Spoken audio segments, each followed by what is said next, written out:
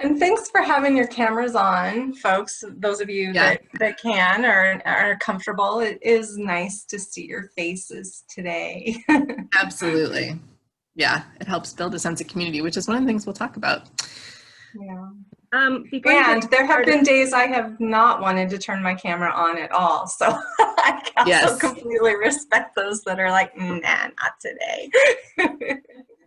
but we Good to see you guys. will have people stay muted unless there are questions, just for recording purposes and audio. So thank you. Yes. Anything, other housekeeping stuff, Beth, before I jump in? All right. So I'm Lara Kain, for those of you who weren't at our first session. Like I said, I grew up in the Midwest and then lived in the Pacific Northwest for a good 10, 11 years. And now I'm in Los Angeles. I had to run to the sun. And I do this work all over the country. Pre-COVID, I traveled a lot. Now I've been doing a lot of this virtually. But one of the most common requests for topics is this idea of taking care of ourselves. But I titled this very purposefully that it's self and collective care, because we do absolutely need to take care of ourselves, but it's more systemic. We need to build systems and structures that care for us, and that we're not just being resilient against unjust systems and untenable workplaces. So just to let you know kind of how I look at this work. All right, come on. There we go. So really, the essential question, you can see my teacher mind here, but how can we take care of ourselves and each other, right? So that we can be there for our students. So my intended outcomes for us are to develop some awareness of self-care, how that provides for our emotional well-being, deepen our understanding of terms like compassion, satisfaction, and progression of burnout, and explore the role of self-care in the workplace and what that entails. So puppies and kittens, just because like I want to acknowledge that, especially for you guys in Washington and really the whole West Coast, we're dealing with a lot right now. We're dealing with pandemic, we're dealing with virtual school, we're dealing with fires and loss of homes and life, and communities totally disrupted. We're dealing with civil unrest. There's a lot. And so when at first we approached this topic of self-care as our follow-up, I was like, how can we even begin to approach this conversation considering where we are? And then I was like, how can we not, right? That's what we need to really be talking about for our own self-preservation and to be able to come back from where we are. And I saw a news article, maybe it was yesterday, the day before, that said, you know, something like, study proves that looking at pictures of puppies and kittens improves your mood. And I was like, duh, right? Like, of course it does. So puppies and kittens for you.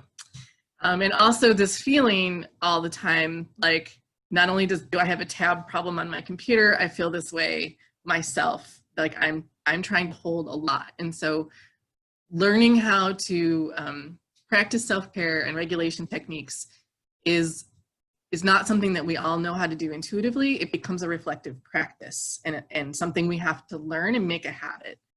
So we're gonna delve into that. So this work for us, for me, and I'm sure for you, is deeply personal.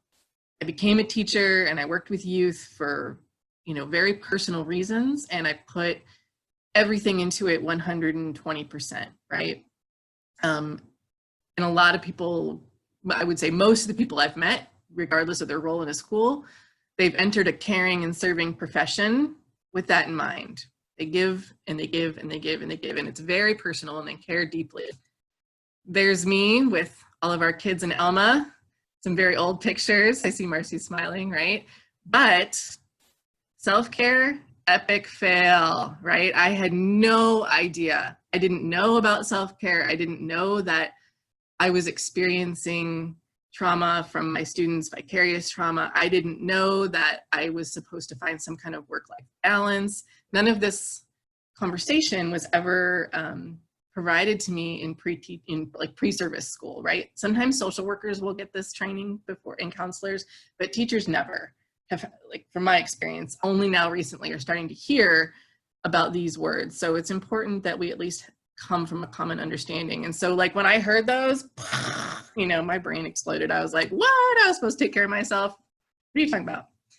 So why are educators at risk for developing secondary traumatic stress and burnout, right? What, of course, some of the challenges that we face is insufficient recovery time. Because we're dealing with many students, we often have students sharing things with us in rapid succession. So instead of maybe, you know, we have helping a friend or a loved one, we have one thing that we're trying to handle and then we recover. When we're working with youth, especially youth that are really struggling, we often have very insufficient recovery time in between exposure to trauma. And we all bring our own stuff, right? We all got stuff. So we have unresolved personal trauma, our own baggage that gets triggered by our students' trauma. So we're kind of dealing with those two barriers and challenges for us. And I also think that, you know, we hear a lot about positive relationships, right? Relationships are the key to student success. This one, be the adult, right? Be that one person for a kid to change their life. And that's really important and very true. Very true. I've experienced it. I'm sure a lot of you have experienced it.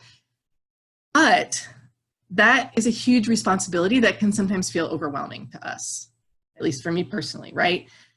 It's very important. It's the biggest protective factor that we've been able to identify for students, but that puts a lot on us that we need to be able to monitor. So a resource that I'll share I'll make sure to send out a resource list to Beth at the end. And one of them is from this workbook called the Compassion Fatigue Workbook, this woman, Remen and Matthew. So one of the quotes that really stuck out for me from her book is this one. And I don't read my slides often, but I'm going to read this to you. The expectation that we can be immersed in the suffering and loss daily and not be touched by it is as unrealistic as expecting to walk through water without getting wet. This sort of denial is no small matter. The way we deal with loss shapes our capacity to be present to life more than anything else. The way we protect ourselves from loss may be the way in which we distance ourselves from life. We burn out not because we don't care, but because we don't grieve. We burn out because we've allowed our hearts to become so filled with loss that we have no room left to care. And so when I read that, I was like, damn, yep, that's exactly how I responded to what I was experiencing as a teacher with young people. So it's really important that we learn how to deal and process with all that's coming at us that we just identified. Otherwise, I mean, I've heard this over and over. If we don't make time to recognize this in ourselves and process, our body will do it for us. So those of you that have seen Paper Tigers or have heard of Jim Sporletter, he was the principal up in Walla Walla at Lincoln High School. He talks about this often. He was the principal and he was fine. I'm fine. I got this. Like, I'm fine, right? And he wasn't fine. And eventually his body, you know, he had to take a break. And I've heard that over and over and over from many administrators, especially because they are responsible for holding it all together. And I think we might even know a disproportionate number of educators, counselors, teachers, everybody in a school building who has more chronic disease in terms of like chronic fatigue or things like that that are caused by exhaustion and stress.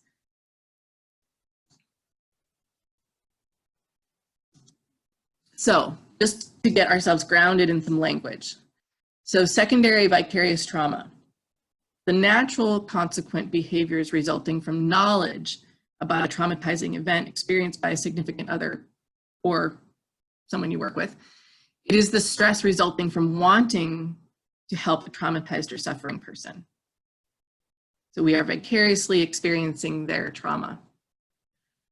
Compassion fatigue, I love the way they put this, the emotional residue that is left, or strain of exposure to working with those suffering from the consequences of traumatic events. It differs from burnout, but can coexist. So compassion fatigue can occur due to an exposure on one case or due to a cumulative level of trauma, which I find more common in people in schools. And then burnout. This is sort of the end game, right? A state of physical, emotional, and mental exhaustion caused by long-term involvement in emotionally demanding situations, characterized by emotional exhaustion, depersonalization, and a reduced feeling of personal accomplishment.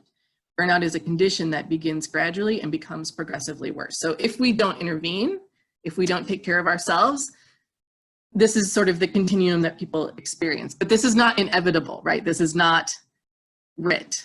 If we can intervene and learn how to take care of ourselves, we can prevent, we can't always prevent the vicarious trauma, but we can prevent that from becoming burnout, which is where we end up either physically falling apart or leaving our jobs because we can't take it anymore. So teaching and working in schools is one of the top jobs associated with stress-related health problems. And teacher stress and burnout contributes to high turnover, which we know disrupts academic achievement.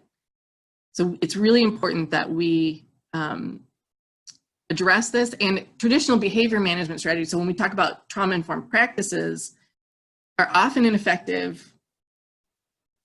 These traditional behavior management strategies are often ineffective with kids who've experienced a lot of trauma, so we can start to feel ineffective, which is another factor. So just the teacher self-awareness, understanding, educators, that we have to pay attention to this. And this kind of more systemic school climate is among one of the most important factors whether teachers stay.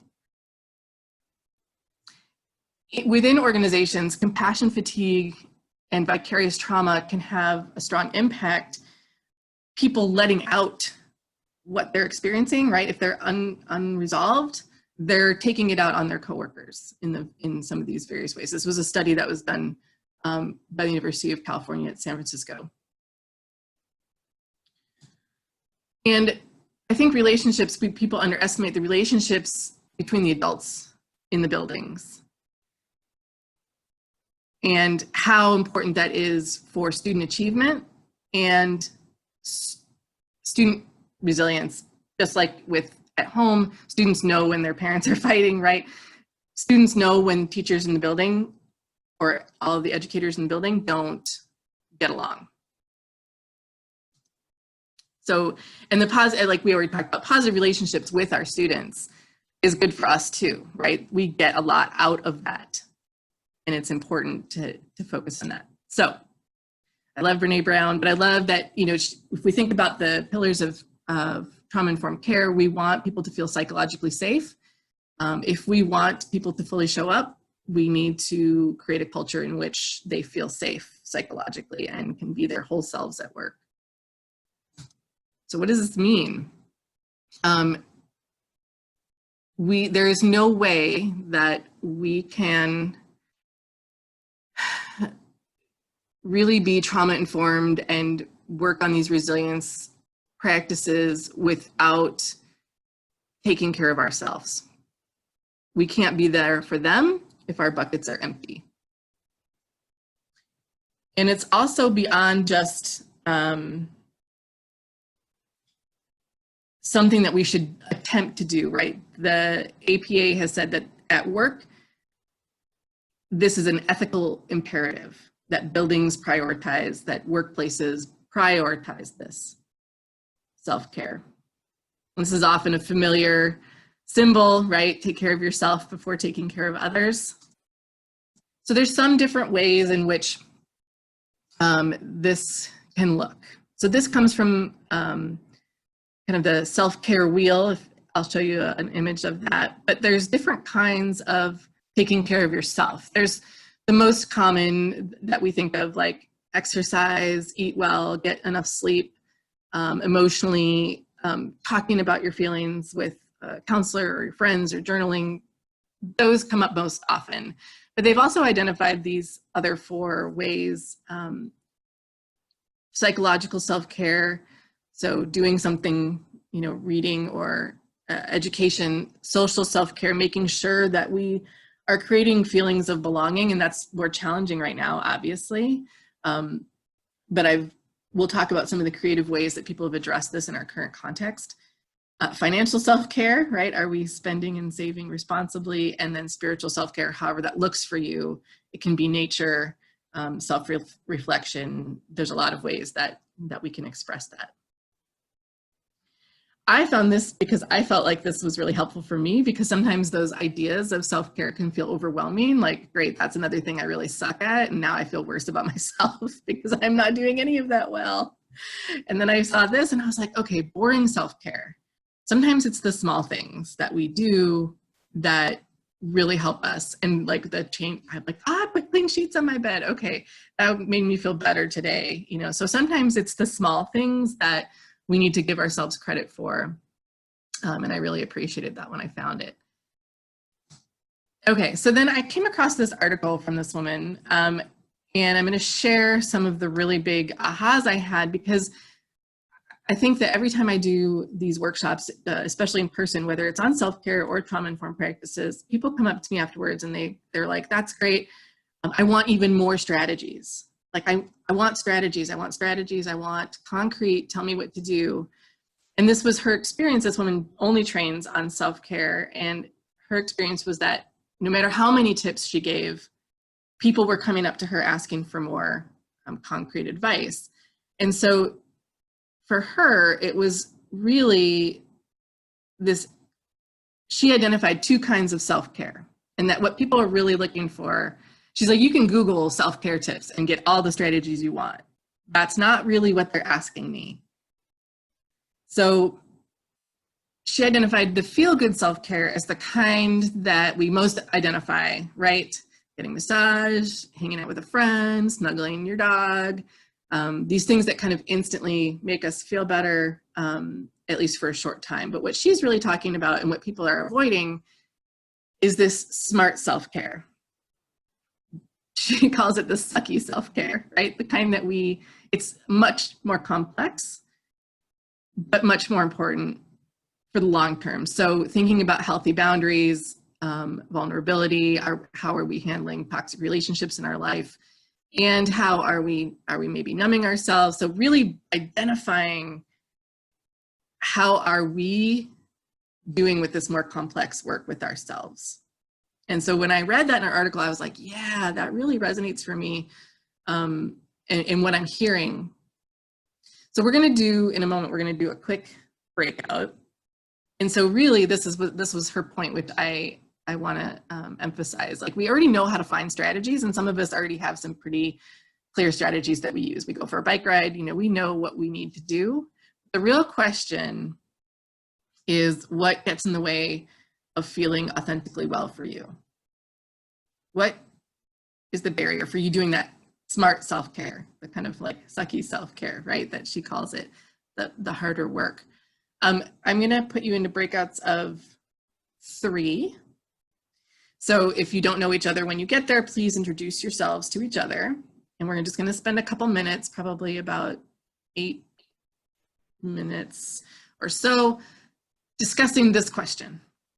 How does that concept of the two kinds of self-care resonate for you, and what gets in the way of feeling authentically well for you? Got it? Thumbs up. All right, Beth, are we ready? So just to clarify, Yes. 3 people per room, or Yep. only 3 rooms? 3 people per room. Okay. Small groups. Thank you. Mm-hmm. And I'm going to stay here. So they'll get an invite to join a room.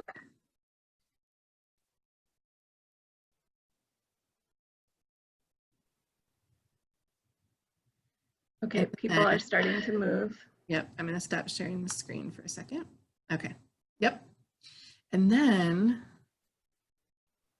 yeah, hopefully, good. And some people are in a space where they can't break out, which is fine.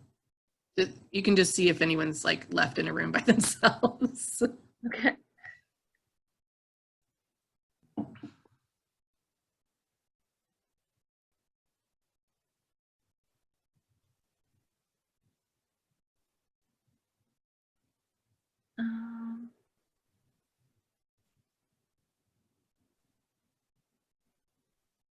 It looks like for some reason I'm going to move Aisha because it doesn't look like she's able to. Or I did not have anyone in my breakout room. Okay, so yeah, Beth can sign. And we knew that might happen. Like some people can't break out. It's all good. So she'll put you in another room. Okay, no problem.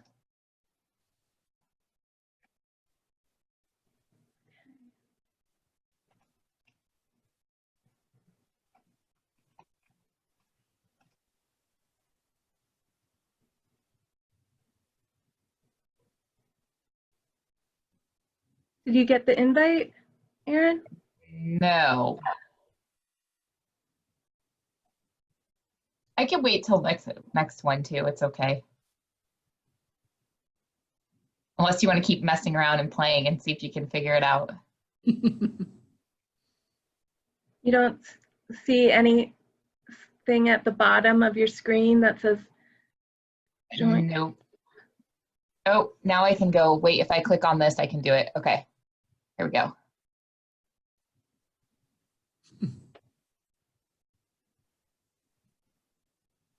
Awesome. And I've got my timer on. Okay. Thank you. Uh-huh. Hi, Anne. Oop, she's in the I didn't know how to get into the room. Do you see it at the bottom of your screen? I believe it should say join room. There's like a little. If you click on the breakout room square down at the bottom of your screen, Okay. when you I click on did, but there was no. it, should give you a room. Hey Beth, I was in a room by myself. Okay. The conversation was very one-sided. I'm trying to find you on here. She can give you a new assignment. And then if you click at Oh, the that's weird. It looks like you should be. Okay. I was in room 3. If you go to the breakout room tab, do you see invite now for room 4? Yes. Yep. Perfect. Thank you. Uh-huh.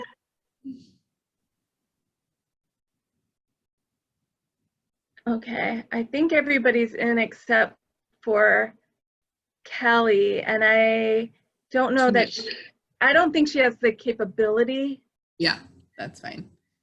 Or sometimes people are in a space where they can't turn on their, like they can listen to the webinar, but they can't speak, turn off their mics, which is fine.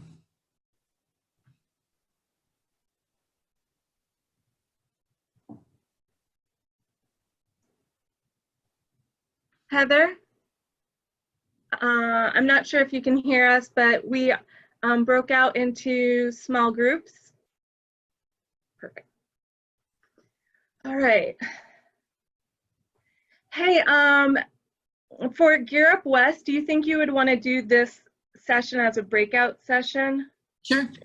I think we don't have this topic covered in terms,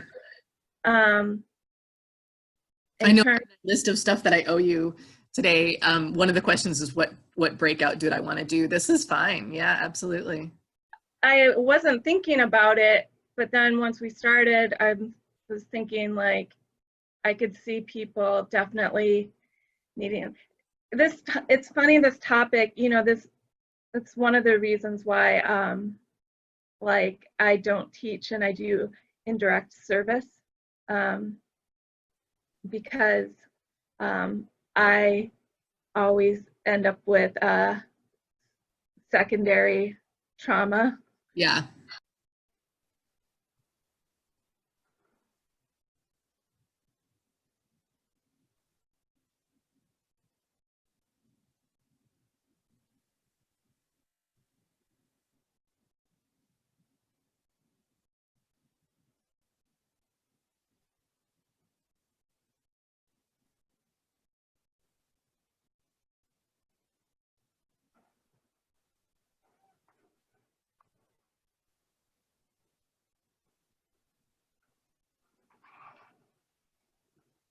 There we go. Hi, everybody. Welcome back. So before I continue with the slides, I'm curious if anyone wants to share either in the chat, or you can unmute yourself, like raise your hand, let us know if you want to share something that came up from your group discussion.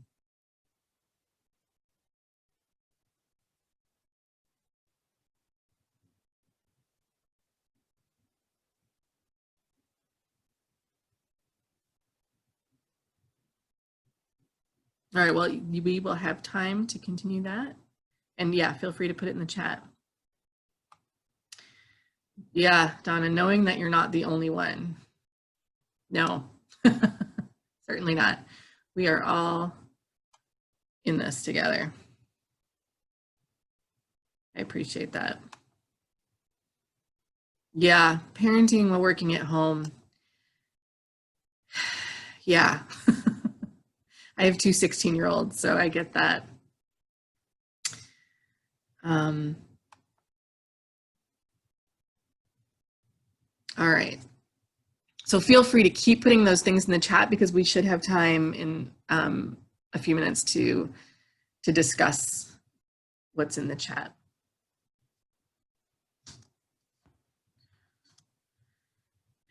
And just to, so we're going to start talking about regulation real quick, because when we are more reactive rather than responsive, which happens when we don't take care of ourselves, if we're not regulated, we become more reactive. And when we're activated and stressed, and especially if we're put on the spot, this is true for us and for our students, right?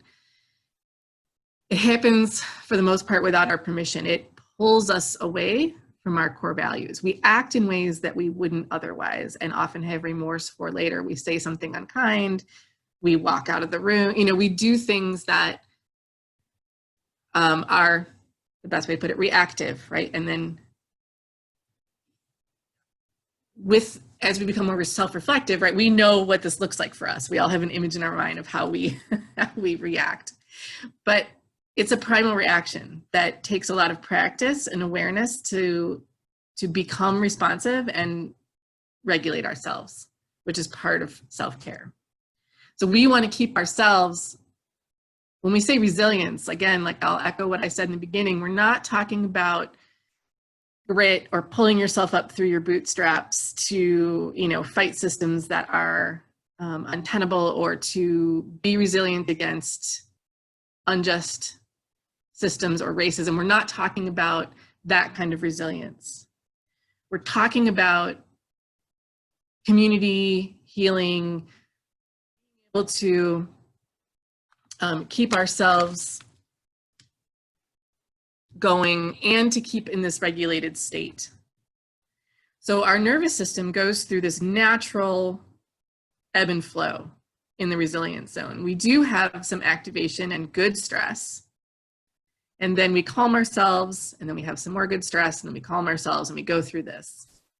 But if we can't regulate ourselves, we get hijacked, just like our students do, and we can be outside of this resilience zone. So what are some of the strategies that we can use for self-regulation, which is a big part of self-care? And I think I know a lot of you, and myself too, right?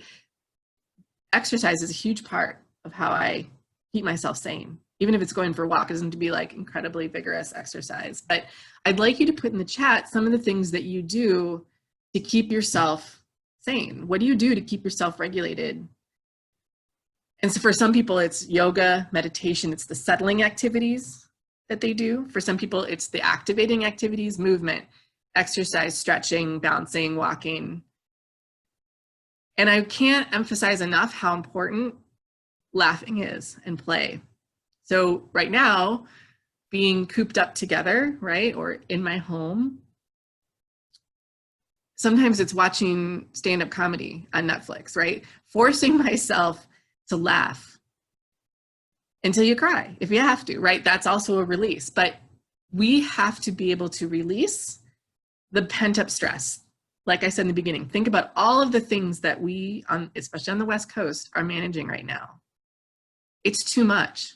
So we have got to address all the things coming at us, figuring out there's a lot of it we can't control. So we have to release that in some way. And so, in some days it looks differently. And a lot of times, because I'm on Zoom so much for work, right? One of the activities that we do when I'm at my job at ACES Connection, because we're all virtual, every 10 minutes, so we might have a 2-hour staff meeting that's on Zoom. Every 10 minutes, we stop and stretch or shake it out or, get up and move. Every 10 minutes, we spend 1 minute doing that every 10 minutes, no matter what. And so that's an example of how, even in this current context, we can embed these kind of practices into our daily life, because we don't always remember how to do that. So I'm going to try to give you as many examples as I can remember from all the things that people have shared with me lately. And there's a lot of ways, again, thinking about that kind of boring self-care slide, right? There's a lot of ways that we're mindful every day that we don't think of as like practicing mindfulness, where we're sitting there, practicing mindfulness intentionally. Sometimes, like, I find that doing dishes, that time where all of a sudden my brain was out for 5 minutes and I kind of checked out and it was relaxing, which is a weird thing, right? Doing the dishes, but it is one of those activities, staring at a fire pit, being able to walk somewhere that has a nice view in the forest or on the beach. There's a lot of things that we do in our daily life that create that sense of emptying your mind from all of the worries that we have. So it's important to think about those. This is one that I share for more heightened situations. I've shared this with educators to teach their students, but it's also good for us. So when you are like really activated, right? You're panicking, you're angry, you're something, you're totally dysregulated. This is a quick 5, 4, 3, 2, 1 exercise that you can either do mentally for yourself or say out loud to a student, right? Quickly, tell me 5 things you can see. There's no judgment about what it is. Book, table, window, whatever. Quick, 4 things that you can physically feel right now. 3 things you can hear, 2 things you can smell, and 1 thing you can taste. And in that process of doing the 5, 4, 3, 2, 1, it brings your brain back down. And I think this is one that's really good for everybody, and you can teach even to younger kids. Okay, so we've been talking about self-care, right? What all the things that we can do for ourselves, but sometimes that's not enough, and we need to think about a more collective strategy, right? So if I had you in a group, in a room, I would ask this question: what does collective self-care at my organization look like, feel like, and sound like? But because we're on Zoom, I still left this in here because I want you to start brainstorming creatively, and I want you to put in the chat or write down notes next to you answers to these sentence stems. What does wellness and collective care look like, feel like, and sound like for you at work right now? And if you think you want to put it in the chat so that it's something to share because others might learn from it, please do, and we will review that in a few minutes. Or, like I said, just take notes and start thinking about what that means for your community of practice, whatever that is. So really, the principal ideas of collective care, there's this clarity of vision, right? So we'll talk about what some different schools have done, like having a leadership team, right? Or doing a survey of teachers and educators, what do they need? So some kind of vision, reflecting on those questions that I just posed, right? What does this look like for us? Because every group of humans has a different idea of what's gonna work for them collectively. Some are like, we wanna do trivia night, or some are like, we wanna walk at lunch, or, everyone has kind of a different ecosystem that they're living within. So what is the clarity of vision for your group of how do we take care of ourselves collectively? And continuity of practice, intentional, continuous embedding of wellness practices throughout our day. And like I gave an example before, we can do that on Zoom. We can insist that we take 10 minutes, every 10 minutes we take a 1-minute break with your students, with yourselves, with your colleagues in your staff meetings. We can do check-ins in the beginning of every meeting. How is everyone? What's your weather report? you know, both metaphorical or real. But right, how are you? Is it what's your metaphorical weather report? Are you cloudy? Are you sunny? Are you windy? Doing things like that to check in with each other are really, really important, especially now. So being intentional, making it part of our policies and our strategic plan, saying that this is important, and putting our budgets are moral documents. So aligning our budget to allow for employee wellness. And this is more true when we're in the buildings, but we will be back in buildings, right? So thinking about, do we have a room where we can recharge and relax? Do we have a space that is calming and pleasant to be in if we need 10 minutes? Do we have budget for a book group or yoga mats, or, you know, again, the team can decide. So you can create an employee interest survey. You could even do this right now on Zoom, right? You can do a poll, you can do a survey, you can do a Google survey. What do people need? What do they want? What would make them feel like they're part of a community and being collectively supported? And there's a couple of good guides, and I'll put these links into the resource guide too, of how schools have addressed this previously. I'm not going to read all these out loud, but these are just, again, like some suggestions. Having buddy systems, making it okay to not be okay. That's a culture that I've seen successfully in schools that encourage wellness and their staff, is that it's okay to not be okay and to be struggling, and to reach out and get support from administrators and from your colleagues. So this is what that self-care wheel looks like. If you Google self-care wheel, this is what you'll get. And you can print it off, it's free. And it has examples for those 6 realms that I talked about in the beginning, right? And then it has some examples within each one.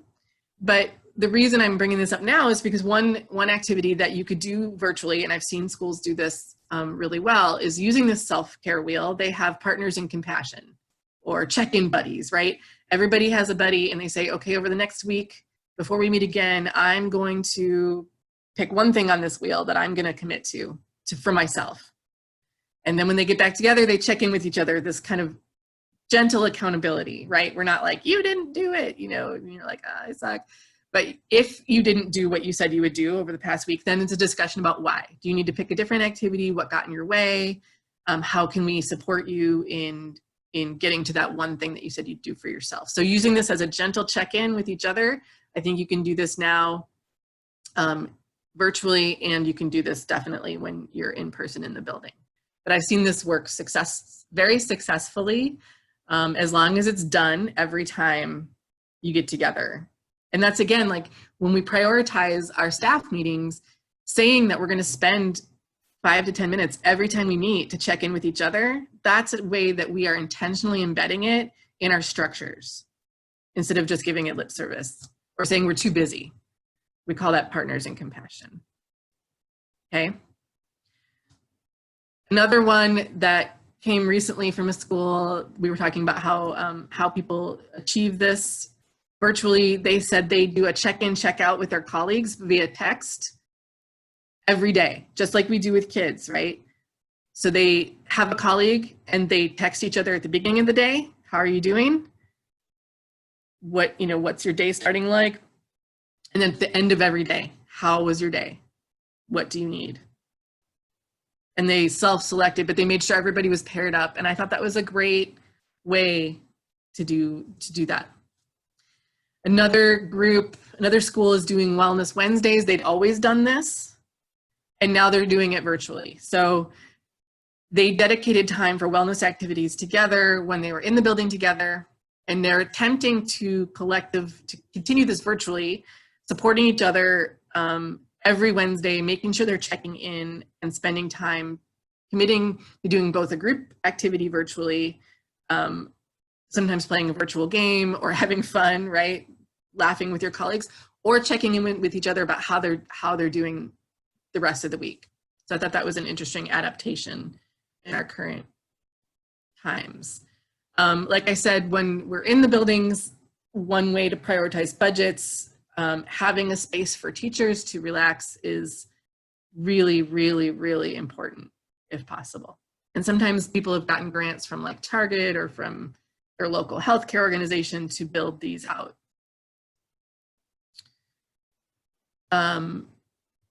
Virtually, I've seen some schools doing book groups now, picking a book and reading it and having a virtual book club about something either school related or not.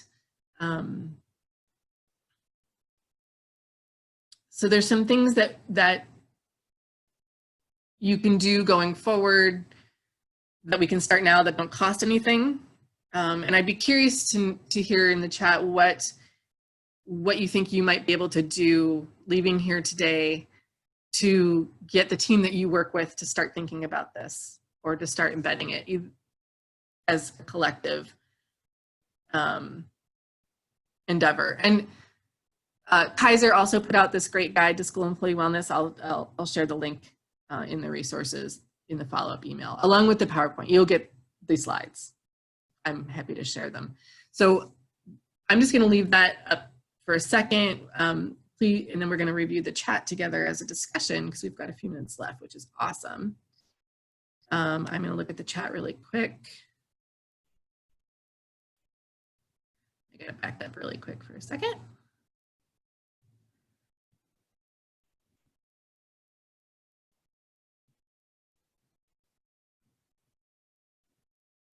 Yeah, so lots of like, yeah, exercise, spiritual support, commuting to school while you listen to audiobooks. I've been doing that a lot. I've really gotten into podcasts lately when I'm driving around. That's been helpful, absolutely.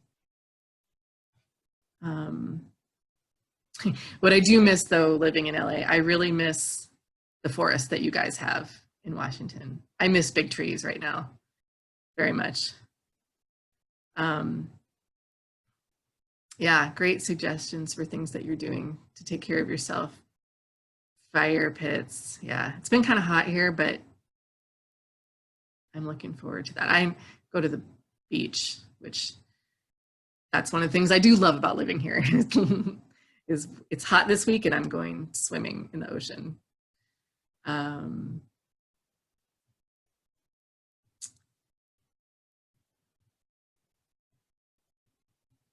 Okay, great idea. So Stephanie, you asked if someone has had the experience using the self-care wheel with students. I don't know, but I think that's a really great idea. And I think especially with middle school and high school students, I think although I think on the wheel, one of the physical activities might be sexual activity. So you might have to like white that out. Gotcha. Thanks for pointing that out. Just putting that out there. But I do think that the concept of all six, I like this broader sense of how we take care of ourselves.